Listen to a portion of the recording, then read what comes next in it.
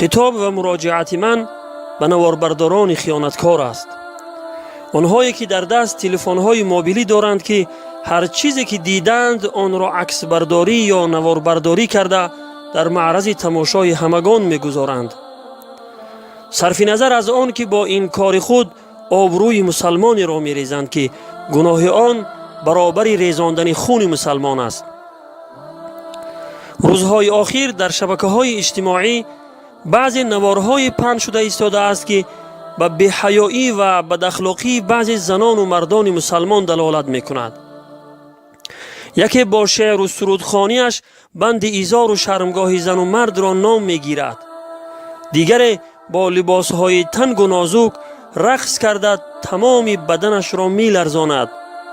بعد از آن نفر دیگر اینها را نواربرداری کرده در شبکه‌های اینترنتی پهن می‌کند که آبروی آنها و خانواده‌شان را می‌ریزد.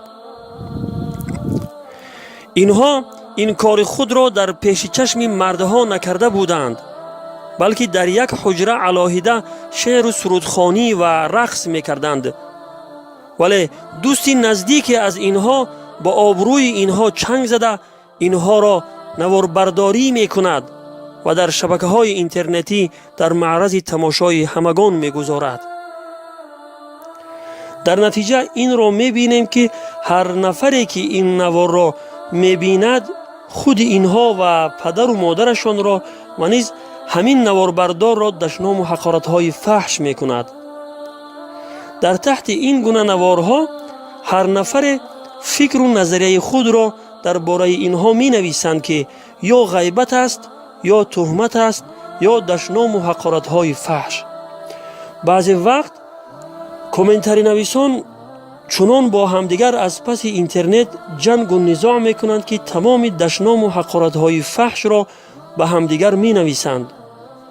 خلاصه این گونه نوارها بسیاری از مردم را به گناه می‌کشاند و فتنه و فساد بزرگ را برپا می‌کند و سببگار همه اینها همین نواربرداران خیانتکار هستند که هر چیزی را که چشمانشان ببیند آن را نواربرداری کرده در معرض تماشای همگان می‌گذارند، بیخبر از آن که نه تنها یک گناه بلکه گناهان زیادی را به دوش می‌گیرند، و مثل گناه غیبت، تهمت، عیبجویی و از همه بدترش شرمنده کردن و ریزاندن آبروی که گناه آن برابر گناه ریزاندن خون مسلمان است. خلاصه چنین نواربرداری خیانت در آبروی دیگران است و چنین نواربرداران خیانتکار هستند. پیامبر خدا صلی الله علیه و سلم فرمودند: خون و مال و آبروی هر فرد مسلمان بر مسلمان دیگر حرام است. روایت مسلم. برادران و خواهران عزیز، شما بینگرید که در این حدیث پیامبر خدا صلی الله علیه و سلم آبروی یک فرد مسلمان را در برابر خونش قرار داده است.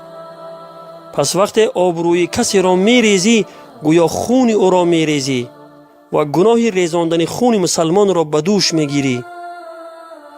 و در دیگر حدیث آمده است از عبدالله ابن عمر رضی الله عنه روایت است که پیامبر خدا صلی الله علیه و سلم بالای منبر برآمده به آواز بلند فرمودند: ای کسانی که به ظاهر ایمان آورده اما هنوز ایمان به قلب‌هایتان وارد نشده است، مسلمانان را آزار و اذیت نکنید و به دنبال عیب‌ها و گناهان آنها نباشید، زیرا هر کسی که به دنبال عیب‌ها و گناهان برادر مسلمانش باشد، الله تعالی به دنبال عیب‌ها و گناهان او خواهد بود، و هر کسی که الله تعالی عیب‌ها و گناهان او را بپاید حتما رسوا و شرمنده اش می‌کند، حتی اگر در کنج خانه‌اش هم باشد. روایت مسلم.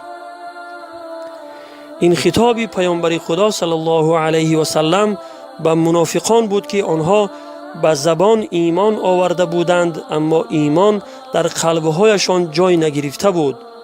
آنها در پی ریزاندن آبروی مسلمانان بودند و عیب‌های آنها را جستجو می‌کردند و با گفتار و کردار خود مسلمانان را آزار می دادند.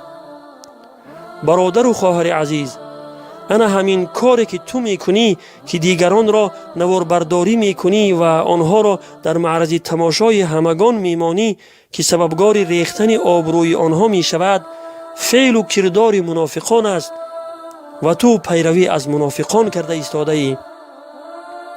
پس ای شخصی که عیبهای دیگر مسلمانان را نواربرداری کرده در معرض تماشای همگان میمانی و آبروی آنها را میریزی، باری هم فکر نمی کنی که آبروی یک فرد مسلمان در برابر خونش می ایستد؟ نمی ترسی از آن روزی که خداوند در همین دنیا عیبهای تو را پیگیری کند و تو را در کنج خانه ات شرمنده و رسوا کند؟ تو از یک سو عیبهای مردم را ثبت داری، از سوی دیگر فرشتگان خداوند این عمل زشت و ناروای تو را ثبت می کنند و روزی در پیشگاه خداوند از این عمل زشت و ناروای خود پرسیده می شوی. این نوار ثبت کرده ات را تا روز قیامت هر کسی تماشا کند و هر کسی که کلاس مانده و یا به هر طریق آن را پهن کند، طبق حدیث پیامبر خدا صلی الله علیه و سلم گناهگار می شود و به قدر گناهان آنها تو هم گناه می گیری بدون اینکه از گناهان آنها چیزی کم شود.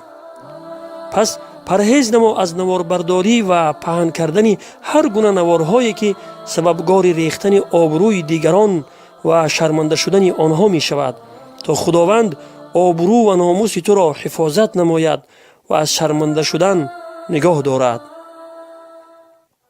جوان تا که چنین مدهوش و مستی، هزاران توبه کردی و شکستی، نمی آید چرا یک لحظه شرمند ز دادار و ملیک کل هستی، ز دادار و ملیک کل هستی. جوان تا کیف